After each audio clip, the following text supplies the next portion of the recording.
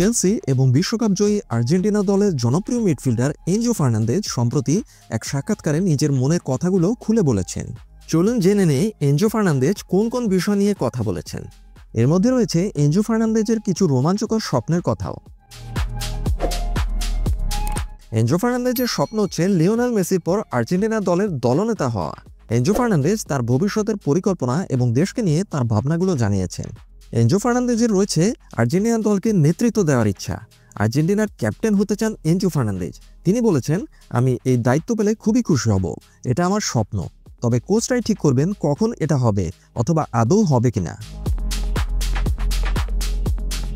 Lionel মেসির জন্য বিশ্বকাপ জিততে চান এনজো ফার্নান্দেজ। 2022 সালে বিশ্বকাপ জেতার স্মৃতি তার জন্য খুব আনন্দের। তিনি বলেন, আমরা লিওনেল মেসিকে টিভিতে দেখে দেখে বড় হয়েছি, তার শুধু বিশ্বকাপ জেতাটাই বাকি ছিল। আমরা সবাই মিলে লিওনেল মেসির জন্য এই বিশ্বকাপটা জিততে চেয়েছিলাম। 2026 বিশ্বকাপ নিয়ে কথা বলেছেন এনজো ফার্নান্দেজ। আর্জেন্টিনা পরের বিশ্বকাপেও চ্যাম্পিয়ন হতে চায়। এনজো ফার্নান্দেজ বলেন, আমরা জানি এটা হয়তো লিওনেল মেসির শেষ বিশ্বকাপ, তাই আমরা বিশ্বকাপটা ধরে রাখতে সর্বোচ্চ চেষ্টা করব। আর্জেন্টিনার মানুষ সবসময় আরও বেশি কিছু চায়, আর সেটাই আমাদের লক্ষ্য। বর্তমান ক্লাব চেলসি এবং আর্জেন্টিনা দলের নতুন আসা তরুণ খেলোয়াড়দের নিয়েও কথা বলেছেন Enzo Fernandez. Enzo Fernandez Argentina দলের নতুন খেলোয়াড়দের আসা এবং তার চেলসিতে যোগ দেওয়া নিয়ে কথা বলেছেন। আর্জেন্টিনা দলে ম্যাক অ্যালিস্টার, জুলিয়ান আলভারেজের মতো খেলোয়াড়দের সাথে তিনিও এখন দলে আছেন। এখন আরও কম বয়সী খেলোয়াড় যেমন মাস্তান্তুয়ানো আসছে। এনজো ফার্নান্দেজ মনে করেন এই নতুনদের জন্য ভালো নেতৃত্বের দরকার আছে। চেলসিতে যাওয়ার কারণ কি ছিল সেটা নিয়ে কথা বলেছেন এনজো ফার্নান্দেজ।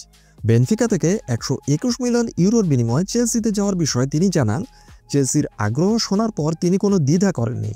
তিনি সরাসরি বেনফিকার প্রেসিডেন্টকে অনুরোধ করেছিলেন। তিনি বলেছিলেন, দয়া করে আমার স্বপ্ন পূরণের সুযোগ দিন।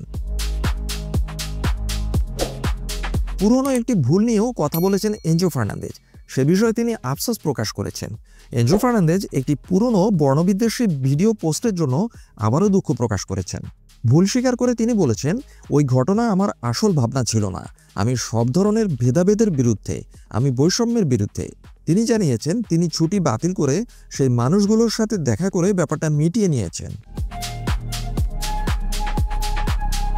এনজো ফার্নান্দেজ দেখিয়ে দিলেন তার মনে বড় একটি স্বপ্ন রয়েছে। তিনি একদিন আর্জেন্টিনা দলকে নেতৃত্ব দিতে চান।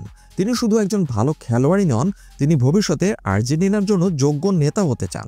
তার স্পষ্ট কথাগুলো প্রমাণ করে তিনি সব বিতর্ক পাশ কাটিয়ে খেলায় মনোযোগ দিতে চান এবং লিওনেল মেসির বিদায়ের পর দলের দায়িত্ব নিতে তিনি সম্পূর্ণভাবে প্রস্তুত আছেন।